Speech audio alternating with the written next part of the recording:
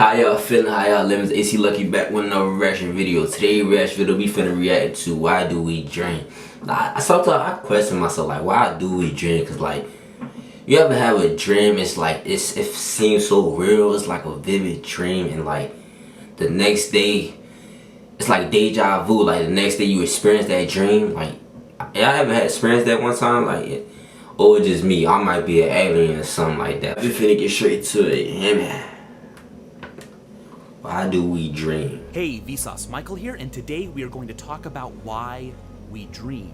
What's going on inside our brains? The scientific study of dreaming is called onirology, and for most of history, it didn't really exist because you can't hold a dream. It's difficult to measure a dream. You can't taste it. You can't see other people's dreams, and if you ask them to tell you what they dreamt, the results are almost always unreliable. In fact, it's estimated that we forget 95% of the dreams we have, especially within the first 10 minutes of having them. But then, in 1952, something amazing happened. Researchers at the University of Chicago found this. It's a unique type of electrical activity that occurs during a certain stage of a person sleeping.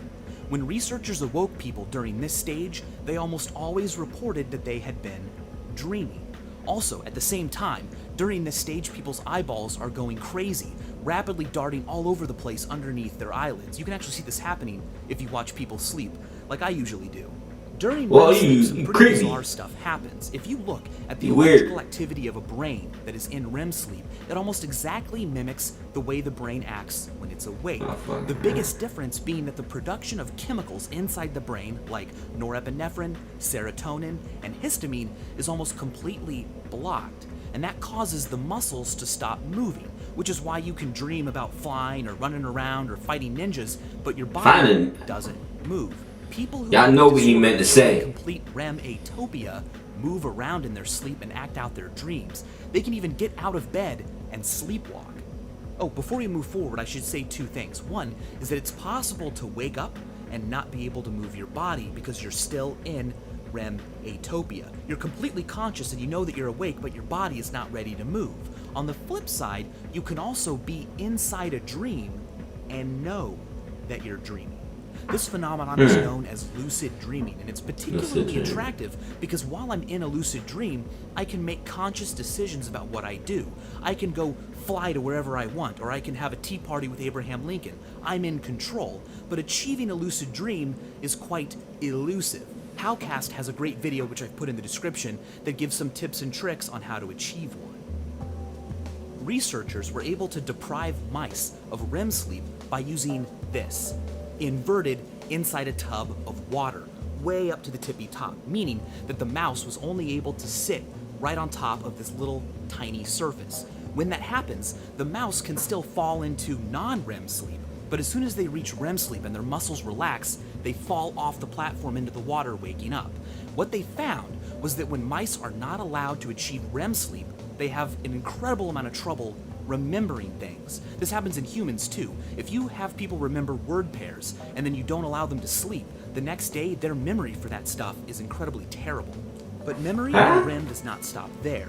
If a person learns a difficult new task during the day, say a new instrument or a new type of difficult puzzle, you can measure the electrical activity in their brain while they do that. And then, while they sleep that night, whether they know it or not, their brain replays those electronic impulses. Many popular theories about why we dream are variations on the idea that while we sleep, the unconscious part of our brain is busy organizing memories and strengthening connections from the day before that we need in the future while getting rid of the junk that would otherwise clog the brain. Now, so the theory goes, these electrical impulses are detected by our conscious brain, and our cortex freaks out and doesn't know what it means, and so it tries its best to create a cohesive story, creating a dream. This would explain why dreams are often so fantastic and seemingly random.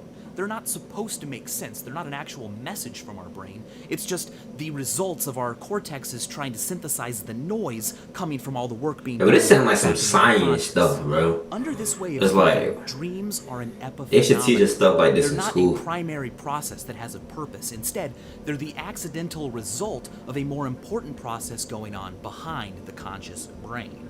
But some researchers don't believe that. They believe that dreams serve a primary purpose, and that purpose is to prepare us for threats. They think this Makes because sense, the most makes prevalent sense. emotions felt during dreams are negative, abandonment, anger, and the most common of all, anxiety. The theory goes like this. Back when we were early humans especially, we had no idea what kind of threats we might encounter during the day. And so, to prepare us, our brain would simulate anxieties while we slept to make us better prepared for that feeling in the real world. So people who had terrifying dreams were better at dealing with anxiety in the real world and had stronger genes. Alright, so the theories we discussed today are Oh, he quite got popular, me. but He they don't getting really me. enjoy a consensus. Not everyone agrees on them, and they barely scratch the surface of scientific thought about dreams. But that's kind of the cool thing about Dreams are very think of much it like a this. mystery. Here is the Eagle Nebula, a giant structure in outer space 6,500 light years away. But despite its distance, we pretty much know what it's made out of. We know that it's 100 trillion kilometers tall. We know what caused it, and we know where it's going to be in 750 million years. But last night, I had dreams, and no one really knows why or for what reason. And that's pretty cool, and that's why, thanks for watching. Damn. I ain't gonna lie, it sound like some science stuff. I believe they should be teaching us stuff like this in school, but they not gonna teach stuff like this in school. We learn more on YouTube than in school. Like, come on now. Like, why is we not learning about the universe in school? That's how you know the government is hiding stuff. You feel me? But anyway, I'm AC Lucky, and I'm signing out. Like, comment, subscribe, and do it there. Yeah.